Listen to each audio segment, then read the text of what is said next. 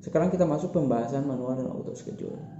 Teman-teman penting sekali ini tahu perbedaan manual dan auto schedule, sehingga nanti ketika membuat schedule paham penempatan kapan menggunakan manual schedule dan kapan menggunakan auto schedule. Ini masih menggunakan file yang sebelumnya ya. Teman-teman bisa download kalau misalkan belum punya filenya, ada di link deskripsi. Oke, sebelumnya kita sudah melakukan pembuatan rincian schedule.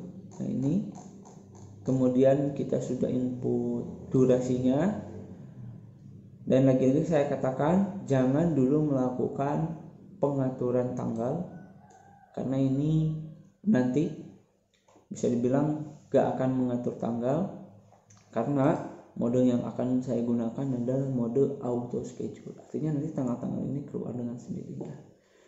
Di Microsoft Project itu ada 2 mode. Jadi setiap kita membuat suatu tes baru, nah misalkan kita membuat tes ini, rincian pekerjaan, setiap masing-masing pekerjaan ini punya 2 mode. Ada mode manual, nah ini di taskbar ada manual dan ada auto schedule. Nah, untuk mengetahui yang mana manual dan yang mana auto, kita lihat ke task mode. Nah, ini di kolom task mode, ini ada perbedaan ikonnya di sini. Ada yang tanda panah dan ada yang berbentuknya pin. Nah, ini nih. Yang sudah ada tanda panah itu sudah otomatis modenya. Kalau misalkan yang masih pin dan tanda tanya, dia modenya itu manual dan perlu perlakuan. Kalau misalkan kita sudah melakukan penyetingan di sini, biasanya nanti tanda tanyanya itu hilang. Perbedaannya apa antara manual dan auto schedule? Sekarang akan saya praktekkan supaya benar-benar paham gitu. Di sini ada sel dan saddle. Ini saya akan setting manual dulu. Ini sudah setting manual ya. Kemudian saya besar. Untuk sel, anggap saja misalkan kita melakukan pengeditan drawing atau melakukan updating drawing sel misalkan hari ini. Kemudian pengerjaan saddle pun karena dilakukan oleh orang yang sama, karena ini kan sel itu mengerjakannya misalkan 1 hari, kemudian untuk saddle-nya itu 1 hari, karena oleh orang yang sama otomatis gak bisa dilakukan dalam waktu bersamaan kan. Makanya untuk yang saddle ini dilakukan setelah tanggal 24. Jadi pengerjaannya itu tanggal 25. Tekniknya itu karena ini manual, teman-teman bisa langsung atur tanggalnya di sini, atau sebetulnya bisa memanfaatkan fitur predecessor. Jadi anggap saja misalkan tadi kan ini kosong ya, anggap saja ini kosong, atau misalkan ini sama, itu sama, kemudian dikerjakan oleh orang yang sama supaya ini otomatis bergerak ke tanggal 25, kita ketikkan di sini 5. Nah, otomatis kan jadi pindah sendiri ke tanggal 25. 5 ini apa? Jadi sebetulnya pembahasan bab predecessor itu ada di teori selanjutnya. Jadi ini saya akan ngambil 1 sampel predecessor. Jadi maksudnya 5 itu pekerjaan saddle dilakukan setelah pekerjaan di baris poin yang kelima gitu. Jadi saddle dilakukan setelah sel gitu.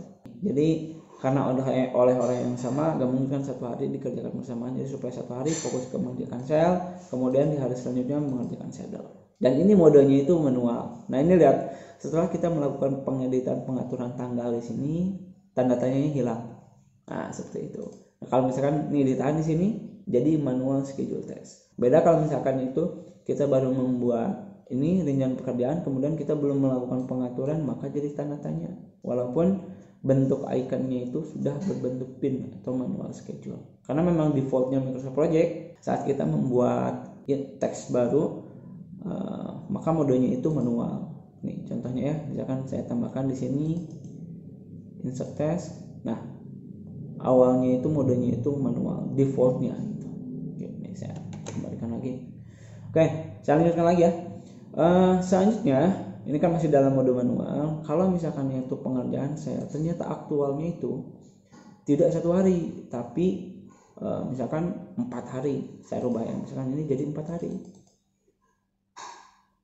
Nah ini kan bertambah waktu pengerjaannya sampai 1 Maret, tapi lihat pengerjaan saddle dia tetap tanggal 25, 1 hari, artinya nggak bisa kayak gini dong. ini harus disesuaikan lagi.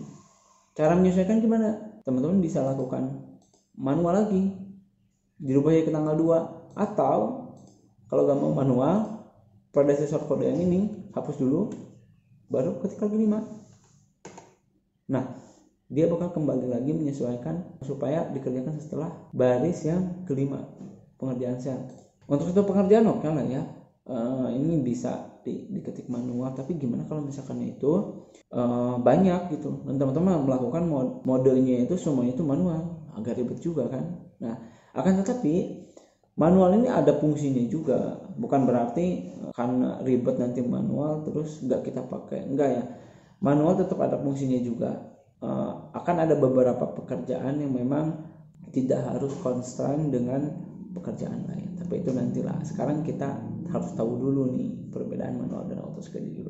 Kayak ini untuk yang manual. Sekarang kita praktekkan untuk yang auto schedule. Nah, nih saya akan praktekkan ke yang bawahnya nih. Misalkan yang sel dan saddle ini saya rubah modenya menjadi auto. Kemudian misalkan juga yang sel dilakukan hari ini juga. Oke. Yang ini juga sama, saya contohkan hari ini juga. Selanjutnya sama seperti yang di atas, pengerjaan saddle dilakukan setelah sel. Kalimat 9 ya. Nah, 9. Artinya sama ya, ini pindah otomatis juga. Kemudian sekarang pengerjaan sel saya akan rubah juga menjadi 4 hari.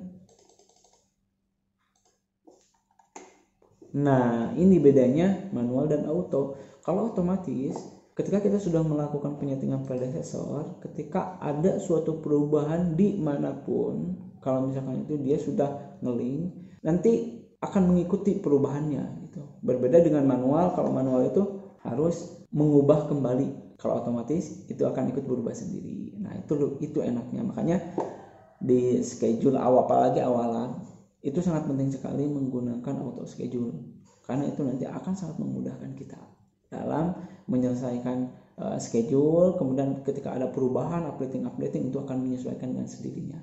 Oke, seperti itu. Nah, sekarang saya akan rubah semuanya ini menjadi auto schedule, karena untuk awalan lebih baik menggunakan auto schedule lah. Nanti manual mungkin akan saya praktekkan ketika ada momen yang pas gitu. Nih, ini saya hapus dulu. Saya hapus. Oke, kemudian saya akan rubah semua modenya itu menggunakan auto schedule. Nah, ini nih semuanya. Caranya gimana? Gampang, tinggal blok aja, kemudian pilih auto schedule. Nah, sekarang semuanya berubah menjadi auto schedule. Kemudian kalau misalkan itu kita sudah mengubah menjadi auto schedule, tanggal awal di sini coba kita lihat.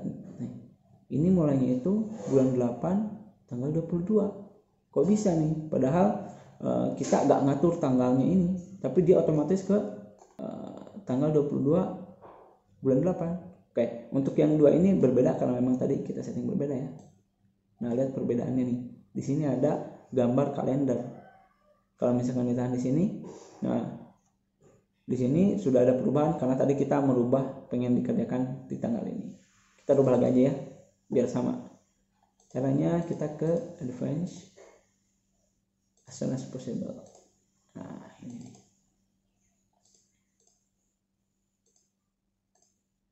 Oke. Kenapa saat kita merubah test mode menjadi auto semuanya tanggalnya ke tanggal 22? Ada yang tahu?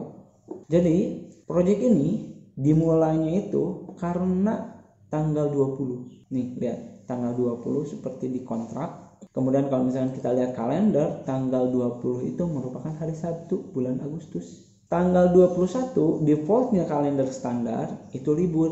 Makanya project ini akan dimulai tanggal 22. Secara otomatis semua pekerjaan ketika kita melakukan input atau melakukan input baru tab, kemudian muncul pekerjaan ini rincian pekerjaan.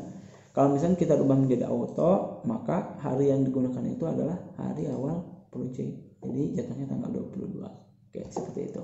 Sekarang teman-teman sudah bisa nih melakukan perubahan menjadi auto. Akan tetapi ketika teman-teman di sini walaupun sudah melakukan perubahan secara auto, Kalau misalkan di sini ada tambahan item pekerjaan di sini, misalkan insert.